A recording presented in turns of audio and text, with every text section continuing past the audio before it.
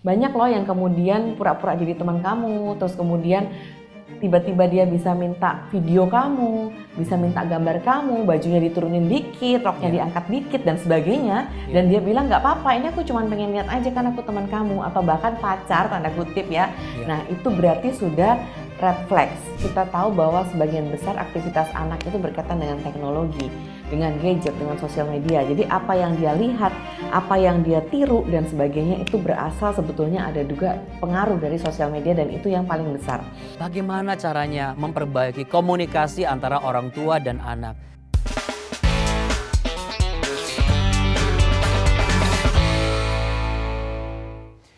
Seorang anak adalah anak panah di tangan pahlawan.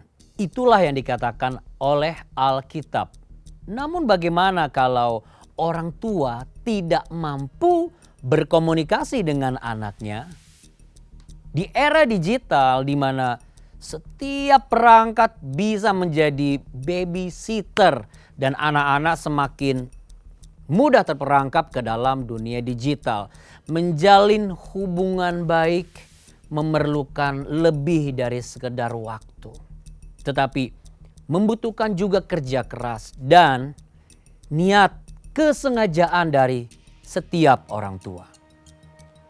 Kepala Bidang Keluarga Sejahtera dan Pemberdayaan Keluarga atau KSPK, M. Yani mengatakan bahwa kenakalan anak paling kuat berkaitan dengan hubungannya dengan orang tua. Bagi generasi anak yang di bawah pengaruh arus sosial media, seringkali pandangan orang tua itu dianggap kolot, tidak relevan. Dengan demikian, komunikasi antara orang tua dan anak semakin rapuh. Kita perlu menyadari bahwa setiap keluarga kita saat ini sedang berada dalam perang pengaruh atas generasi anak yang ada di tangan kita. Setiap gereja bertarung untuk anak-anak muda yang ada di gerejanya.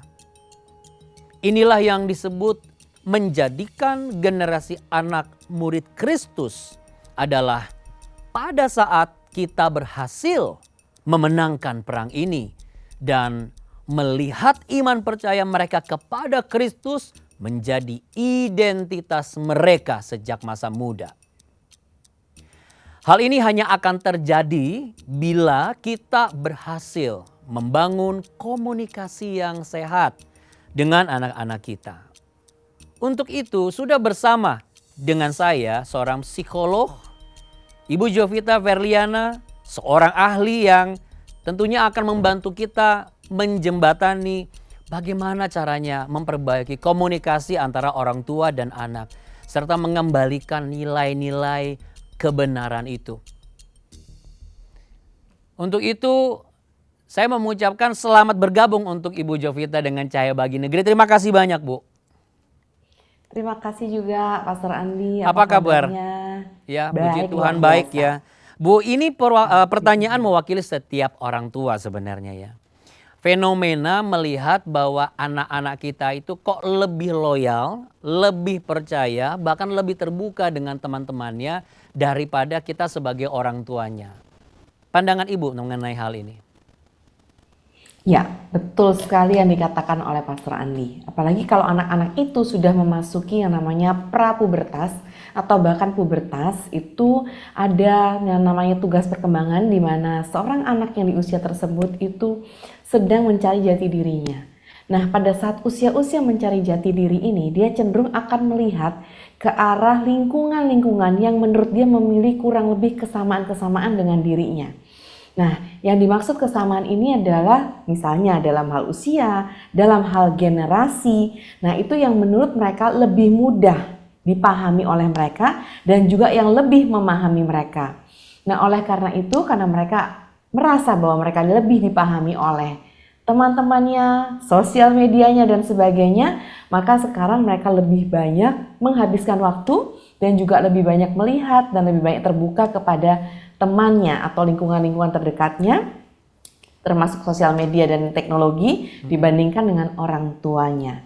Walau memang tidak semua ya remaja yang seperti itu. Ada remaja yang memang sudah dari awal punya hubungan yang baik dengan orang tuanya dan pada masa remajanya pun mereka tetap kok terkoneksi dengan orang tuanya dan dekat sekali dengan orang tuanya.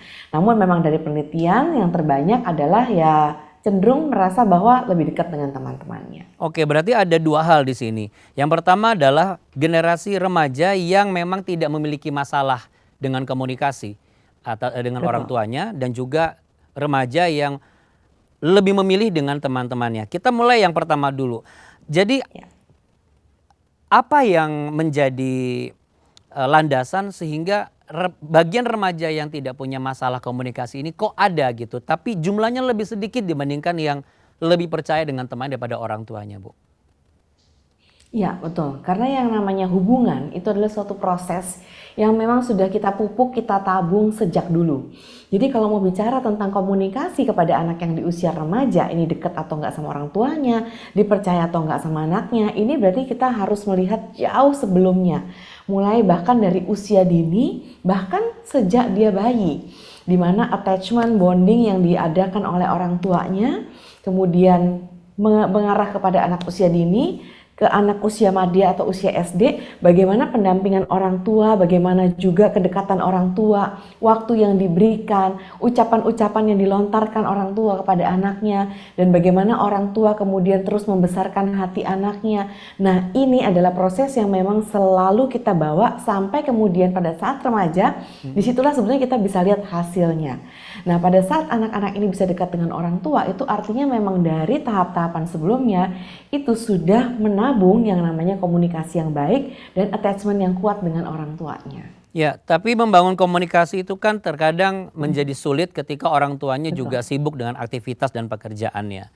Sehingga Betul. membutuhkan tenaga-tenaga yang bisa membantu, katakanlah babysitter. Bahkan dari newborn baby pun sudah diserahkan kepada mereka. Tapi bonding seperti apa yang Ibu maksud sehingga itu menjadi satu benih kedekatan komunikasi yang bisa dipupuk sampai usia remaja? Ya, betul. Nah, kalau kita berkaitan dengan bonding, memang pada saat anak usia dini itu memang kedekatan kita memang harus ada waktu buat mereka. Tapi begitu pada saat remaja, mereka tuh ngerti kok kalau kita orang tua itu punya kesibukan. Mereka juga paham bahwa di era sekarang ini suami istri perlu bekerja. Mereka juga paham kalau kemudian misalnya dia diasuh oleh orang tua tunggal. Dan bahkan mereka juga paham sebetulnya kalau orang tuanya ada yang kemudian bekerja di luar kota dan nggak bisa selalu ada bersama mereka. Nah, tapi yang dimaksud dengan bonding dan komunikasi di sini adalah adanya hubungan interaksi. Jadi misalnya pada saat orang tua bekerja di luar kota, mereka masih bisa kan chatting, telepon, kemudian video call, dan isinya itu yang penting. Jadi pada saat komunikasi itu sebetulnya kan ada bahasa verbal dan ada juga non-verbal. Jadi contohnya pada saat kita ketemu sekarang pun, kalau kita ngomong tentang komunikasi itu nggak sekedar conversation atau percakapan. Ya. Non-verbal pun itu bisa termasuk komunikasi. Misalnya pada saat saya melotot, saya nggak perlu ngomong kata-kata nih, Ya. tapi dengan melotot mungkin anak saya tahu, oh mama lagi marah gitu ya. Oke. Atau kemudian pada saat saya itu kepalanya menunduk, kemudian mata saya sayu, anak datang dari sekolah aja dia udah tahu, mama lagi sedih nih. Jadi kita nggak perlu ngomong. Nah, itu namanya bahasa nonverbal. Nah, pada saat misalnya contohnya orang tua di luar kota ini pun, kemudian dengan percakapan sehari-hari yang ringan, mereka tahu kok sebetulnya bahwa mama saya ini walaupun dia nggak bisa di sebelah saya sekarang, tapi dia hadir untuk saya. Dan pada saat misalnya dipertemukan, pada saat mungkin mamanya yang dari luar kota itu kemudian atau ayahnya pulang, kemudian kita menunjukkan bahasa kasih kita, misalnya dengan memeluk, bilang, aduh kangen banget deh sama kamu, yuk kita makan yuk yang kamu suka dan sebagainya. Nah, itu pun sudah menunjukkan kasih dari mereka. Mereka langsung nangkep tuh bondingnya. Nah, seperti itu. Apalagi misalnya dibesarkan oleh orang tua tunggal. Dengan kita membicarakan misalnya kepada anak bahwa ini mama sekarang sendiri loh ya. Jadi kita hanya berdua. Jadi kita kerjasama yuk gitu ya. Kamu ada apa kamu bisa cerita ke mama, dan mama ada apa mama juga akan ngobrol ke kamu. Walaupun mungkin mama lagi di kantor, lagi di mana, tapi mama itu selalu ada kok buat kamu, misalnya seperti itu ya. Nah, jadi mereka pun tahu bahwa mereka akan biasanya lebih bertanggung jawab. Mereka tahu bahwa oh mamanya pulang kerja itu capek dan gak ada yang ngebantuin, cuman kita berdua nih di sini. Dia akan ngebantuin. Jadi nggak perlu komunikasi yang kayak dibentak-bentak. Kamu nggak tahu diri ya, nggak ngerti apa mama kerja. Mama tuh udah capek-capek, kenapa sih pulang piringnya kotor? Nggak usah. Karena begitu mamanya mau pulang aja dia udah tahu ini mama pasti udah capek nih dari kantor. Pulang rumah mesti mau nyiapin makanan lagi. Jadi ya udahlah aku yang take care kamar aku yang bersihin rumah, dia udah paham. Nah, itu sebenarnya komunikasi dan bonding yang sudah dibangun dari yang masa-masa sebelumnya. Ya, kalau kita lihat dua generasi ya, saya bukan mengatakan bahwa generasi sekarang ini tidak memiliki kepekaan seperti yang Ibu sampaikan. Kalau di zaman kita dulu kan memang tidak ada pengaruh dunia digital kan. Tetapi Betul. kita sedang berhadapan dengan, kita sedang berlomba-lomba lebih besar pengaruh siapa nih, kita atau dunia digital. Dan memang yang terjadi sekarang adalah bagian sisi remaja satunya lagi nih. Dimana mereka bukan yang gak care sama orang tua. Tetapi kepekaan seperti itu, oh orang tuanya sudah pulang. Lalu kemudian oh mau buka pintu pagar. Itu mereka berani untuk mengatakan, ya beberapa kasus ada banyak orang tua juga yang konseling juga. Gimana ya sampai tanggung nih. Tanggungnya karena masih chatting, masih main game online dan sebagainya. Jadi kalau dari sisi Ibu sebagai seorang psikolog anak dan remaja, seberapa persen pada realita ini efek dunia digital dibandingkan efek parenting dalam mempengaruhi anak di era sekarang dan kedepannya nanti seperti apa? Iya, kalau kita bicara tentang efek parenting atau efek digital, itu memang pengaruhnya sangat besar sekarang ini. Jadi pada saat sehari-hari pun kita tahu bahwa sebagian besar aktivitas anak itu berkaitan dengan teknologi, dengan gadget, dengan sosial media. Jadi apa yang dia lihat, apa yang dia tiru dan sebagainya itu berasal sebetulnya ada juga pengaruh dari sosial media dan itu yang paling besar. Kenapa? Terutama pada saat di usia remaja di mana dia punya yang namanya ideal self. Jadi dia pengen seperti ini. Aku tuh pengen misalnya contohnya ya cantik seperti yang dilihat di Instagram. Aku pengen gagah, pengen berotot seperti yang dilihat di TikTok dan sebagainya. Itu banyak sekali pengaruhnya. Itu wajar nggak? Itu termasuk wajar nggak Bu? Atau itu harus kita batasi? Nah itu wajar. Karena tadi seperti yang saya katakan bahwa mereka itu kan lagi masa pencarian identitas. Jadi apapun yang ada di sekitar mereka yang menurut mereka itu bisa mereka tokohi atau bisa mereka tiru apa yang bisa kemudian mereka pumpuni itu akan mereka tiru dan akan mereka lihat dan itu yang menjadi tujuan dari mereka untuk mencapai jati diri. Jadi orang tua nggak boleh baper ya Bu ya. Iya. Kalau misalnya anak-anak lebih mengidolakan katakanlah tokoh-tokoh di luar negeri daripada kita gitu ya. Pengen secantik si bintang film ini, kita orang tua nggak boleh baper. Justru orang tua harus lebih fokus ya bagaimana untuk bisa membatasi pengaruh dari luar. Tapi ngomong-ngomong, kita kan nggak boleh membatasi ruang gerak anak kita Bu. Lalu bagaimana cara kita orang tua untuk bisa menyiasati ini? Ya, orang tua zaman sekarang apalagi punya anak yang Gen Z, Gen E atau Alpha itu harus lebih fleksibel. Jadi being fleksibel. Artinya gini, kita sudah menanamkan nilai-nilai moral, nilai-nilai agama, nilai-nilai kebaikan pada diri dia ya. Itu kita percayakan kepada dia. Jadi ada bagian dari diri dia yang memang dia harus mencoba. Memang dia harus kemudian mengambil hal-hal yang baik yang dia rasa baik dari luar untuk dia jadikan contoh dan dia lakukan. Nah orang tua harus percaya sama dia. Nah gimana caranya kita tahu kita percaya tapi dia tidak melewati batas. Nah itulah tentunya namanya komunikasi. Jadi kita relakan dia untuk misalnya tadi meniru tokoh idolanya, kemudian melakukan hal ini, hal itu. Tapi kita kemudian rangkum lagi dalam komunikasi bahwa ada loh batasan-batasan yang tidak boleh dilanggar. Ya, misalnya batasannya apa? Ya kita kan bicara misalnya itu dunia sosial media. Kita bicara bahwa di sosial media banyak sekali masuk itu berkaitan dengan kekerasan, dengan pornografi, ya kan? Kemudian dengan judi online dan sebagainya. Kita ceritakan itu semua. Jadi pada saat kita sudah punya anak remaja, itu kita istilahnya tuh sebagai coach, bukan lagi sebagai training atau disiplin. Itu adalah di usia sebelumnya. Pada saat kita sebagai coach dan asal 17 tahun berarti kita sebagai friend sama dia friendship, itu artinya kita harus melepas dan mempercayai, tapi kemudian kita rangkum kembali. Misalnya, oke, nggak masalah kamu misalnya mau ikut K-pop lah, mau ikut apa ya, tapi ada batasan-batasan. Tadi misalnya dalam hal sosial media, apa yang boleh dan apa yang nggak boleh. Satu misalnya, kalau misalnya ada orang tidak dikenal kemudian ngajak kamu untuk melakukan hal-hal yang menurut kamu melanggar kaidah-kaidah agama, moral dan sebagainya, itu tidak boleh diteruskan. Ya, misalnya kasih tahu aja secara gamblang. Banyak loh yang kemudian pura-pura jadi teman kamu, terus kemudian tiba-tiba dia bisa minta video kamu, bisa minta gambar kamu, bajunya diturunin dikit, roknya diangkat dikit dan sebagainya. Dan dia bilang nggak apa-apa, ini aku cuma pengen lihat aja kan aku teman kamu, atau bahkan pacar tanda kutip ya. Nah itu berarti sudah red flags. Jadi kita perlu kasih tahu green flagsnya apa, red flagsnya apa, sisanya kita percayakan kepada mereka. Dan kita minta mereka untuk menceritakan kepada kita fungsinya apa, karena fungsinya itu supaya kita yang bisa kemudian memberikan masukan atau evaluasi bahwa oke, ini udah bener nih ya, kamu keren banget ya. Atau kadang yang masih nilai abu-abu, kita bisa percayakan, ya udah kamu coba aja. Misalnya, mah teman aku tuh nggak mau ngomong lagi loh sama aku. Boleh nggak sih kalau aku yang misalnya ngajak dia pergi duluan, karena aku di sini mau membangun bonding sama teman aku lagi ya. Nah terus kita tanya apa plusnya apa minusnya. Kalau ada area abu-abu kita bisa percayakan, oh kamu coba aja dulu, nanti hasilnya ceritain ke mama. Tapi Bu sebenarnya kan dalam prakteknya untuk membangun dan memulai sebuah komunikasi antara orang tua dan anak terkadang itu sulit Bu. Apa yang harus dilakukan orang tua dalam membuka akses komunikasi kepada anak gitu? Iya benar. Ini yang menjadi kadang tantangan buat orang tua. Iya kan, kalau sosial media kan anak yang langsung ngebuka akses, dia langsung mau. Dia ngedrive kan, sedangkan kita kan orang tua pengennya juga, kita ngedrive mereka juga, tapi mereka kayak nggak mau didrive gitu. Ya, caranya begini, nggak harus kita yang melontarkan pertanyaan atau kita kasih nasihat. Itu dinilai annoying sama mereka. Kalau kita nanya-nanya terus gimana sekolahnya hari ini, nilai kamu di mana, teman kamu hari ini siapa aja, itu kayak interogasi dan mereka nggak suka.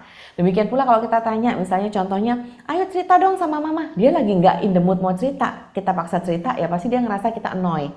Nah jadi cara untuk berkomunikasi itu bisa banyak hal. Satu, bisa kita dulu yang memulai percakapan dan kita menceritakan kisah. Bisa cerita itu kisah tentang kita di hari itu, bisa juga kita juga ambil aja dari Google, dari sosial media, Instagram yang lagi trending topik nih, kita angkat buat dibicarakan ke mereka. Dan itu menyenangkan buat mereka karena itu tidak menyinggung diri mereka. Ya kan, kita lagi membicarakan orang ketiga nih ceritanya, ya kan? Nah, jadi kita bisa ambil trending topik, kita angkat, kita bahas, cerita tentang diri kita hari itu, kita apa yang kita alami dan sebagainya, itu boleh. Dan bisa juga kita bahkan tidak usah membuat percakapan, kita ajak aja jalan-jalan, kita ajak makan bareng, atau kalau untuk remaja kita ajak main. Nah, main yang paling gampang buat remaja, ya main aja board game. Ya, kalau misalnya kita nggak ada pembicaraan, main aja board game. Jadi makanya kadang kita perlu beli tuh beberapa tools games ya yang bisa bikin main bareng sama keluarga gitu. Maksudnya itu dan itu topiknya macam-macam, ada kriminologi dan sebagainya. Ya, Bu. Tapi kan gini, kita menghadapi juga dengan karakter orang tua yang begini. Dulu ya, papa mama tuh selalu nurut sama opa oma kamu misalnya. Nah, apakah cara lama itu masih bisa untuk kita terapkan di generasi yang sekarang? Apakah itu masih layak untuk digunakan atau itu harus ditinggalkan atau bagaimana? Nah, sebetulnya memang kita untuk generasi sekarang kita tinggalkan, tapi nggak seluruhnya kita tinggalkan. Jadi tetap ada nilai-nilai baik dari ajaran-ajaran orang tua kita zaman dulu yang bisa kita terapkan. Yang tidak boleh diterapkan adalah apa? Satu, yang berkaitan dengan kekerasan fisik ya. Kalau kita dulu dicambukin tuh sama ayah ibu kita, ya sekarang jangan nyambukin anak. Tapi kemudian kita lihat apa sih nilai baik yang dari yang orang tua kita berikan. Contohnya ada nilai-nilai ketekunan, kerja keras, kedisiplinan, itu yang kita terapkan. Tapi bahasa ke anak jangan kayak dulu tuh ya mama, wah itu kayak anak ngerasa bahwa jauh banget sih ngasih contohnya gitu ya. Dan itu kayaknya sesuatu yang nggak mungkin. Zaman dulu kan belum ada sosmed mami, sekarang sudah ada sosmed, nah nggak kena tuh. Jadi kata-katanya bukan zaman dulu tuh ya mami kalau mau sekolah aja harus naik jembatan berusaha, kamu tinggal diantar supir, nah itu nggak bisa. Jadi apa yang bisa kita lakukan untuk menghindari resiko supaya komunikasi itu tidak sulit? Satu paling gampang adalah dengan kita mencontohkan perilaku kita sendiri. Jadi kita jadi teladan buat anak kita. Kalau kita mau ngasih contoh misalnya dia rajin berdoa, ya dia harus melihat kita orang tuanya memang berdoa setiap kali makan, setiap kali mau tidur dan sebagainya. Kalau kita mau bilang sama dia sopan ya nak sama orang tua, dia harus bisa ngeliat kita sopan juga sama orang lain. Nah jadi sebetulnya jadi panutan buat anak itu lewat perilaku kita, itu yang pertama. Terus yang kedua, boleh kayak tadi dengan bercerita, memberikan contoh dan masukin lagi nilai-nilai moral yang ingin kita ajarkan kepada mereka. Oke, yang Ibu sampaikan ini kan kayaknya mudah sekali, enak untuk didengar, tapi kenyataannya mungkin tidak semudah itu. Jikalau ada orang tua berkata gini, ya udahlah yang penting saya sudah jadi orang tua, saya besarin mereka, kasih makan, apa segala macam. Masalah pengaruh nanti mereka belajar sendiri. Pertanyaan saya adalah, apa resikonya bagi si anak jikalau orang tua tidak mampu memberikan influence kepada mereka? Oke, karakter anak bermacam-macam. Jadi untuk menjawab pertanyaan ini, anak ke depan jadinya kayak gimana pasti akan berbeda-beda. Karena pada saat dia lahir, dia sudah punya namanya karakter bawaan, ya kan? Makanya ada yang namanya melankolis, koleris, flegmatis, sanguin dan sebagainya. Nah, setiap karakter ini akan menghasilkan hal yang berbeda, ya. Kalau misalnya dia karakternya koleris, ya, keras dan sebagainya, bisa aja dia menjadi pemberontak. Kemudian bisa aja dia kemudian mencari perhatian di luar. Dengan cara apa? Banyak nge-vape lah, narkoba lah, berantem lah, bullying untuk menunjukkan bahwa ini loh aku ada, gitu ya. Nah, kalau misalnya karakternya misalnya contohnya melankolis, nah dia merasa tidak diperhatikan, gak ada yang mendengarkan, mama papanya gak ada buat dia bisa menjadi kepribadian yang akhirnya depresif. Misalnya menyayat-nyayat diri, melukai diri, self-harm dan sebagainya. Nah, kalau anak-anak sanguin bisa aja kemudian akhirnya dia mencari figur lain di luar. Kan dia nggak dapet nih dari orang tuanya, dia cari aja di luar. Ya syukur-syukur kalau figurnya tuh bagus ya. Nah kalau figurnya kurang bagus ya itulah juga yang diikutin sama dia. Jadi tergantung nih hoki-hokian dia dapet figur yang kayak gimana di luar untuk anak-anak sanguin. Nah kalau untuk anak flegmatis adalah anak-anak yang kelihatannya diem, kemudian cinta damai, menerima apa adanya. Nah ini bisa jadi bahaya karena kita nggak pernah tahu kapan bom waktunya dia.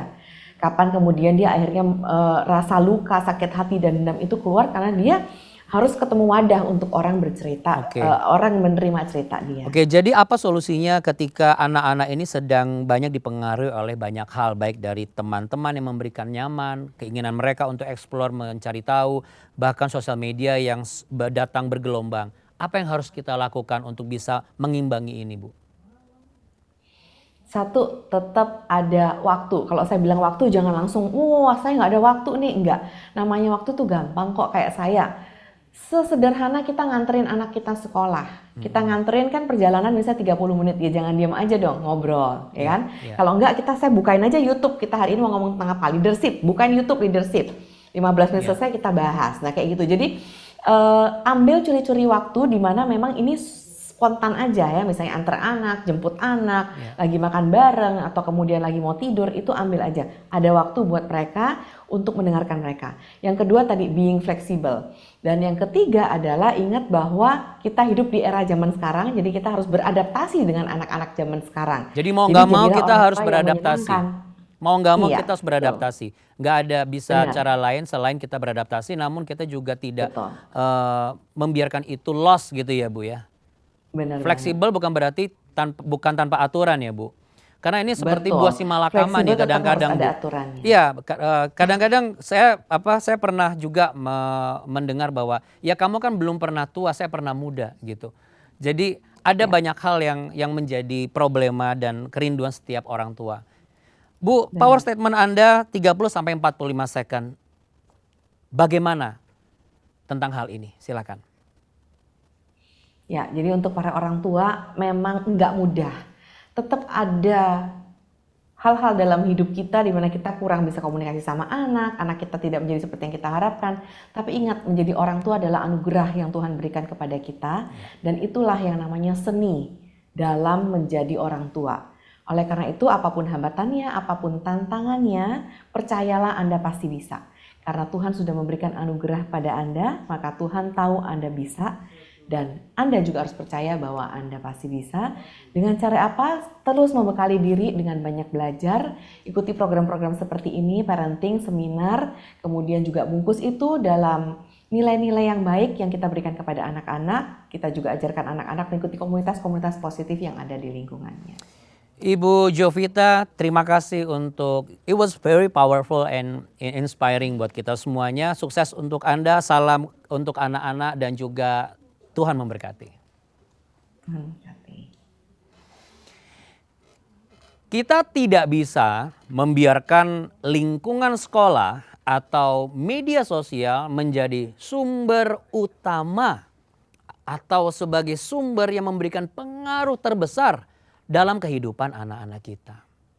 Sebagai orang tua, kita wajib menjadi sumber utama yang menanamkan nilai-nilai kebenaran. Orang tua harus belajar untuk mau duduk, mau mendengar, dan percaya Anda bisa menjadi teladan bagi anak-anak Anda. Mengingat bahwa tempat terbaik untuk memuridkan anak-anak kita adalah diri kita sebagai orang tua melalui sebuah environment yang nyaman yang disebut dengan rumah. Bene Dion, sutradara sekaligus penulis film yang menghasilkan jutaan penonton, mengalami penyesalan yang begitu hebat terhadap ibunya. Seperti apa kisahnya? Berikut tayangannya. Oke, nama aku Benedion Raja Guguk, terus profesinya sekarang adalah penulis skenario dan sutradara. Skenario yang pernah ditulis dari Warkop DKI Reborn. Ada juga skenario sekaligus sutradara, ada ghostwriter, Ngeri-Ngeri Sedap, Ganjil Genap, dan akhir-akhir ini menjadi aktor sebuah film judulnya Agak Lain.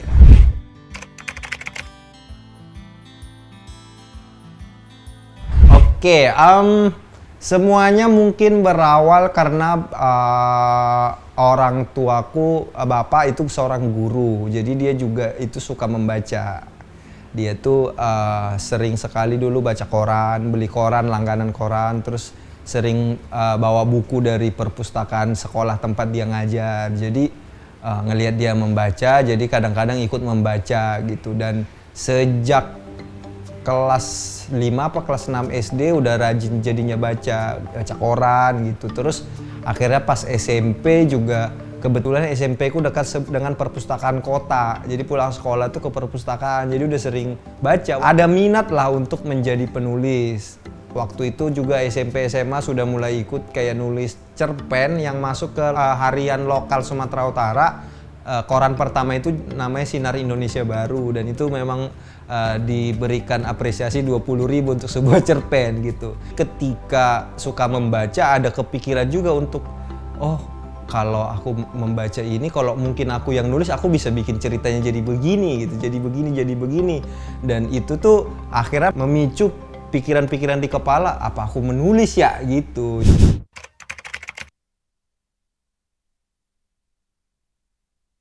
Adalah momen memang entah kenapa ya capek gitu ya. Jadi aku bekerja bertahun-tahun, uangnya nggak pernah ada buatku gitu kan. Dan aku masih ingat nih sebuah momen, mama menelpon, terus dia cerita bahwa adik butuh uang. Terus aku marah ke mama malah di situ, kayak, ini kapan sih aku bisa kerja untuk diriku sendiri gitu. Aku malah ngomel ke mama gitu, kayak, kenapa sih yang kulakukan semua ini nggak pernah untukku gitu, selalu untuk mama, selalu untuk bapak, selalu untuk kedua adik gitu.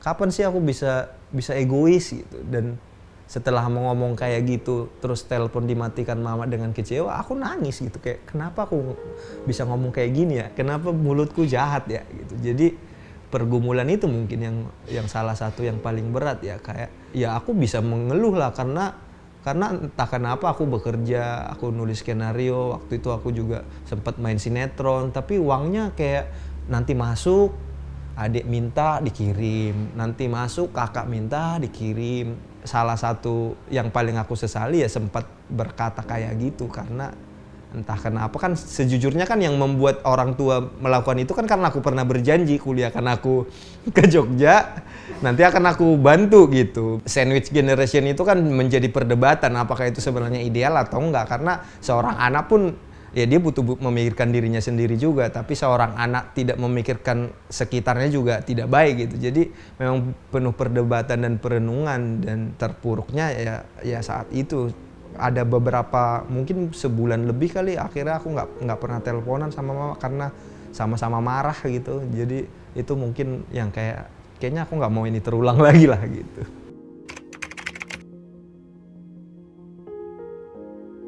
Kadang-kadang aku makan merasa kok Tuhan baik banget ya gitu. Bahkan aku sama istri suka nanya gitu kan, kok hidupmu enak ya? Terus aku bilang karena mamaku rajin berdoa gitu. Aku berdoa, tapi mamaku rajin kali berdoa gitu. Jadi Tuhan itu mungkin Tuhan itu kayak ngelihat mamaku doain aku mulu, kayak aduh anaknya ini kayaknya harus diberkati nih, didoain mulu gitu. Ketika misalnya aku dari kecil membaca, menulis, ya memang muncul keinginan bahwa suatu saat nulis gitu.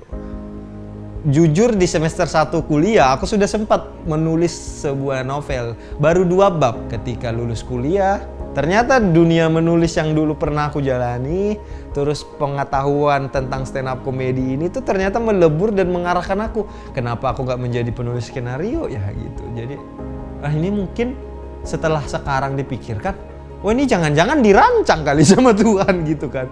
Aku jalani semuanya dengan gembira, terus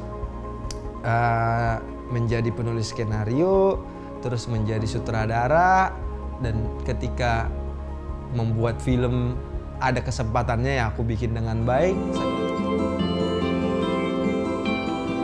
Jadi kau setuju si Domu kawin sama Sunda? Segala pengetahuan, segala sikap, segala perspektifku yang aku miliki berusaha aku sampaikan melalui filmnya, dan ternyata menjadi sesuatu gitu. Dan karena malah sadarnya sekarang, ternyata ini udah dirancang kali ya sama Tuhan ya gitu. Di titik sekarang pun rancangan itu sudah besar dan akan aku jalani, dan siapa tahu ada hal yang lebih besar lagi yang disiapkan.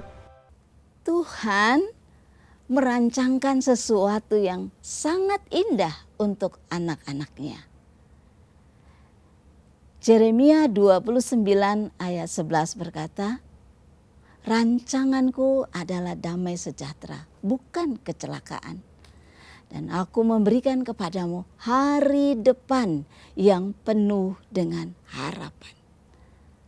Bapa kita di surga punya banyak sekali rancangan-rancangan untuk Anda yang hari ini merasa tidak mampu, yang sedang dalam keadaan sangat terpuruk dan seolah-olah Anda mengalami jalan yang begitu curam. Tuhan memandang dari surga dan hari ini Dia menawarkan kepada Anda masa depan yang penuh dengan harapan. Buat Anda yang hari ini rindu untuk Tuhan melawat hatimu dan mengembalikan lagi harapan bahwa apa yang engkau pernah mimpikan, yaitu hari depan yang penuh harapan, itu dapat terjadi. Mari bersama kita berdoa, karena Allah kita sanggup. Dia Allah pembuat mujizat, ada di dekatmu dan bersedia menolong engkau. Mari kita berdoa.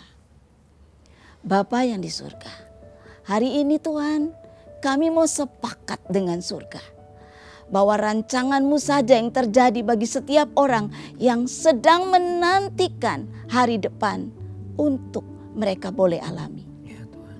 Dan hari ini aku berdoa dalam nama Yesus. Terbuka jalan, terbuka masa depan buat engkau yang hari ini sedang bergumul untuk hari depan.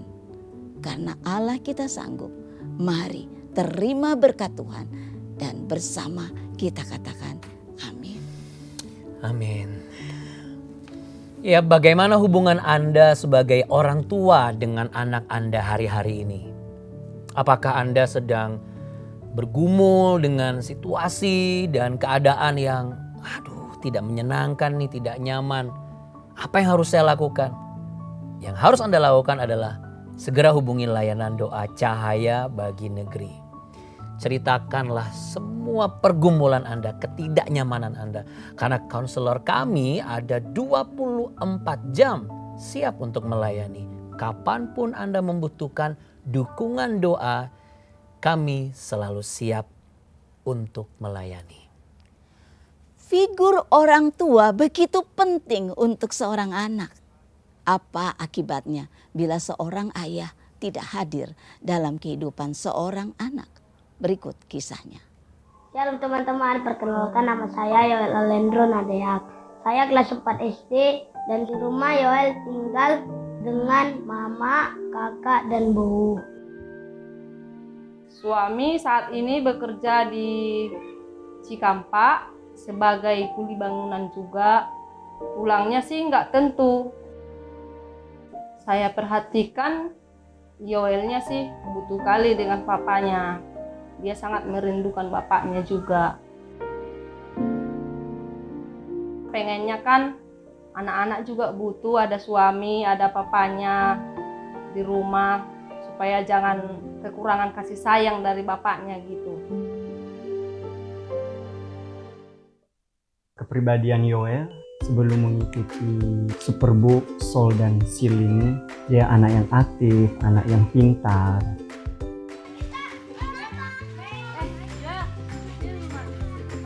Hanya di samping dia pintar dan aktif, dia anak yang keras.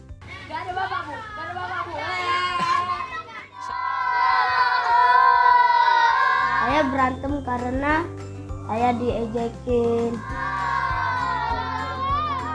Waktu ada kabar ada seal di gereja ataupun Superbook, saya merasa senang dan bahagia sekali ya, karena Yoel sangat memerlukan itu. Yoel suka nonton Superbook yang berjudul Yusuf Sang Penaksir Mimpi. Dan Yoel belajar dari cerita itu, walaupun dia dibuang oleh saudara-saudaranya, dia tetap mengampuni dan memaafkan saudaranya. Setelah nonton Superbook, ada perubahan di dalam hidup Yoel, yaitu Yoel tidak merasa sendiri lagi walaupun Bapak tidak di rumah.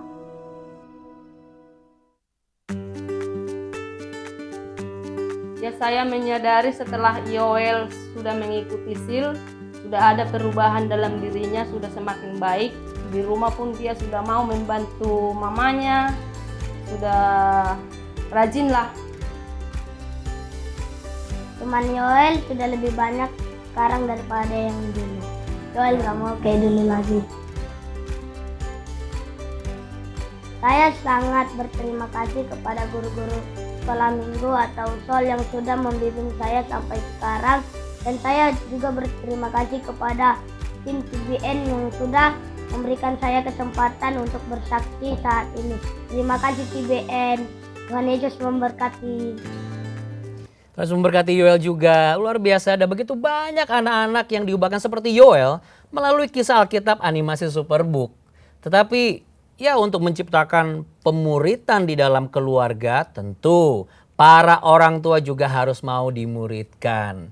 Untuk itulah kami memperlengkapi gereja-gereja lokal dalam memuridkan para orang tua. Melalui apa? Melalui 11 modul The Parenting Project. Dan saat ini sudah ada lebih dari 1.000 users yang telah mengakses The Parenting Project. Bila Anda rindu menjadi orang tua, untuk dimuridkan supaya menjadi lebih baik, maka Anda dapat mendaftarkan gereja Anda untuk memakai The Parenting Project. Caranya sangat mudah. Yang pertama, kunjungi website kami. Dan yang kedua, klik tombol daftarkan gereja Anda. Yang ketiga, diperlukan hanya 5 menit untuk mengisi registrasi gereja.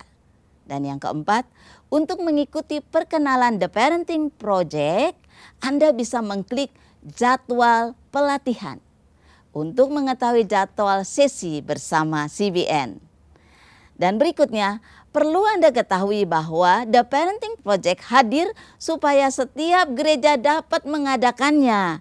Jadi pastikan Anda memberitahu kepada gembala gereja Anda dan minta supaya gereja lokal Anda segera hadirkan The Parenting Project. Marilah jadi orang tua yang lebih baik untuk keluarga Anda. Iya, jadi Bapak Ibu, bila Anda merasakan bahwa wah, apa yang dilakukan Cahaya Bagi Negeri ini sejalan dengan apa yang Tuhan taruh di hati saya nih. Anda bisa mengambil bagian dalam pemuritan ini. Bagaimana caranya? Caranya sangat mudah, yaitu dengan menjadi mitra kami, yaitu mitra CBN. Anda scan QR yang ada di layar saat ini atau Anda kunjungi ke donasi.jawaban.com. Atau Anda ingin memberikan donasi kepada Cahaya Bagi Negeri, Anda juga bisa lakukan scan kris atau klik link yang ada di kolom deskripsi tayangan ini. Percayalah Bapak Ibu, apa yang Anda taburkan akan sangat-sangat berguna bagi pekerjaan Tuhan. Bicara soal keluarga, CBN punya acara yang sangat baik dan luar biasa untuk menciptakan kebersamaan di tengah keluarga Anda. Namanya Family Run 2024. Ajak seluruh anggota keluarga ya untuk menjadi keluarga yang sehat. Dijamin loh acaranya seru dan pasti akan menambah kekompakan keluarga Anda. Penasaran seperti apa? Yuk saksikan video berikut ini. Shalom keluarga sehat Indonesia. Di tahun yang spesial ini, tepat di bulan peringatan Hari Keluarga Nasional, CBN Indonesia merayakan ulang tahun yang ke-25 dengan CBN Family Run We Are One. Sabtu, 22 Juni 2024 di Plaza Utara Stadion Gelora Bung Karno. Ciptakan kenangan yang tak terlupakan bersama keluarga dan jadikan ini kesempatan untuk menjadi bagian dari hari yang istimewa. Daftarkan keluarga Anda hari ini, bersama kita dapat membangun keluarga yang lebih sehat, lebih kuat, dan penuh kasih. Ciptakan momen indah, hangat, jalan-jalan bareng. Bisa bersama-sama dengan anggota keluarga, sehat bareng. ya. Ya. Serunya juga ada. Apalagi sesama keluarga seiman, Betul. kapan lagi? Ini sesuai dengan ayat firman Tuhan yang sebentar lagi Bu Maria sampaikan. Mazmur 133 ayat 1, sungguh alangkah baiknya dan indahnya apabila saudara-saudara diam bersama dengan rukun.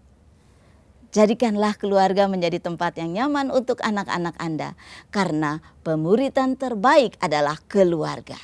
Bersama saya, Maria Kesmetan, jangan lupa like, subscribe channel Jawaban. Jika Anda terberkati, silahkan share video ini. Saya Andi Otniel, sampai kita bertemu kembali. Tuhan Yesus memberkati.